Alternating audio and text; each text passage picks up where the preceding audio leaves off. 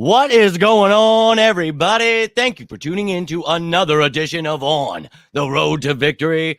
I'm your host, Jimmy Smith, and I hope you're all having yourselves a great weekend because it just got a little bit better.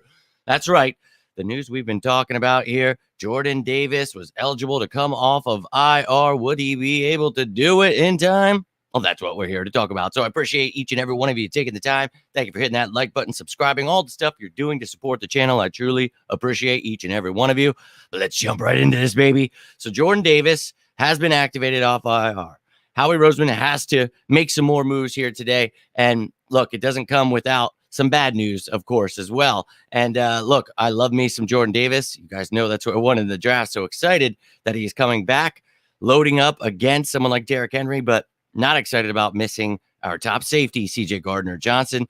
So in a corresponding move here, placed on IR, CJ Gardner-Johnson. So lacerated kidney. We didn't know if it would be 1 week, 2 weeks, but it will at least be 4 weeks. So he'll be eligible to come back the last week of the season. We'll see if that game is even relevant and needs to play, and then maybe he can come back, well, the second round of the playoffs. Let's go. But, you know, this sucks that CJ Gardner-Johnson's out, but in a matchup against someone like Derrick Henry, we talk about the importance of someone like Jordan Davis. Now, we signed Linval Joseph and Ndamukong Suh, and those were huge additions. And we talked about how important they were going to be, especially in this matchup this week. So I know everybody, you know, not everybody, but a lot of people out there, oh, well, the Eagles are going to find out. Derrick Henry runs all over it. Well, that's great. I think the Eagles know that they'll probably try to use their best player. So Jonathan Gannon needs to just do his thing, scheme correctly against this team, and continue to help get this team, to 10 wins. Now let's get to 11. So I think that the offense and defense each week, it's, you never know which one is going to be carrying the other, but they're both really good, and they've got a lot of talent. Now, if the injuries could stop happening, the stupid mistakes, fumbling the ball, the penalties, all those things, this team could be undefeated. We could be steamrolling everyone, but this is the regular season. This is the time where you learn these things. So not really worried about it, whereas the media, you know, wants to take things to an extreme level that the Eagles, you know, one of the worst 10-1 teams. They got like they're number 5 on power rankings. It's like, dude, we're the best team in the league. I don't know how to break it down to those people, but, well, we'll try our best. But let's take a look at, with Jordan Davis now back on this roster, what this depth chart looks like for the defense. And then CJ Gardner-Johnson now on IR. What will the Eagles do? So I'll talk about in a video here in a little bit. It's going to be about the practice squad elevations for both teams. The Eagles elevated Christian Ellis, so I don't have him on this depth chart, but he will be part of that depth chart later when we talk about it. But let's take a gander at what this does and move some things around here. But take a look for yourself here. You see, down at the bottom, CJ Gardner-Johnson out. I've Reed Blankenship starting for him with Marcus Epps, but I've talked about Andre Sacheret, what he is able to do. And, you know, someone like him, I think he's going to be able to not only help you as a safety, but as the nickel corner too. You have Avonte Maddox still on IR. So you need to get this kid some reps here. And I think that, you know, he has proven, obviously, since last year that he can play even in starting reps. So maybe you want Josiah Scott back at safety for a certain, you know, maybe you have something with 3 safety sets where you've got Epps, Blankenship, and you don't want Kayvon Wallace. Man, I don't blame you. So maybe you want Josiah Scott back there or Andre Sacheret. If not, you know, I mean, you've got other options here. Josh Jobe could be active today, so maybe you want to do that. These are all versatile defensive backs.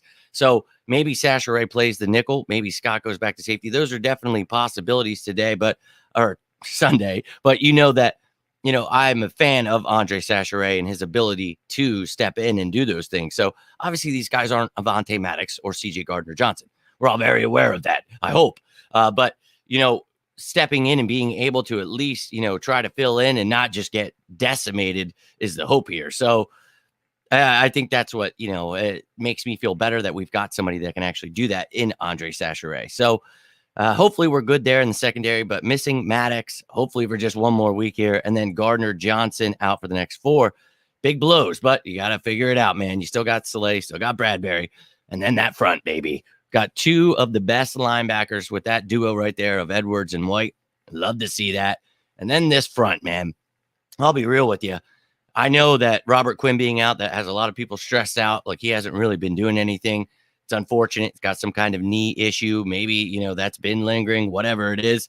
You still got Sweat and you still got Graham. Then on the other side, you've got Reddick, Johnson, and Johnson. So I think that, we should be all right. You still got a rotation, but you've got someone like Ndamukong Suh who can play from the 0 technique to the 5 technique. So to me, he provides depth all over the place. You've got Jordan Davis back, Linval Joseph, Milton Williams. So Davis, I think he won't see, his 30, 35, 40% of the snaps here. I think he'll see about 20% of the snaps in this game just because you have Joseph and Suh. You can keep everyone fresh, and you don't want to just rush this kid back. He lost 20 pounds, so his body's going to have to get used to that. So I'm sure we're going to take it easy, but you're going to have to load the box at times. You're going to have to do things against Derrick Henry, and the Eagles know that. So we've got the talent to do it. Hargrave, Cox, Joseph, Suh, Davis, Williams. That's quite the interior there. So for me, I love to have Jordan Davis back. Try not to focus too much on the CJ Gardner-Johnson being out. We already knew about that, and we knew it would be a couple weeks here. So we'll see, but still excited about this. My man, Tim, what's going on, dude? Thinks on CJ Gardner-Johnson. Yeah. And hopefully next week he should be back, but he is eligible. Doesn't mean he will be back. We'll hope that he's healthy, good to go. Jordan Davis, look at him. Wow, what a beast. A man of that size coming back from an injury like that. So I love it, man. But yeah, nobody wants to lose CJ.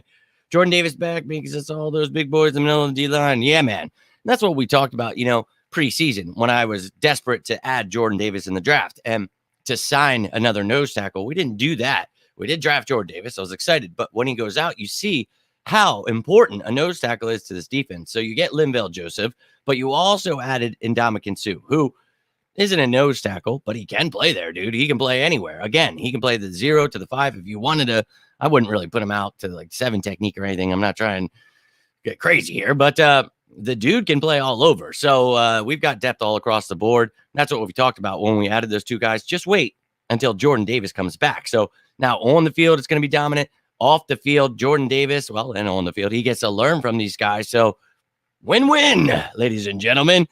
But that's all I've got for you right now. I will be back in a little bit. I'll have that. It'll be the updated game status reports. Too many games in there.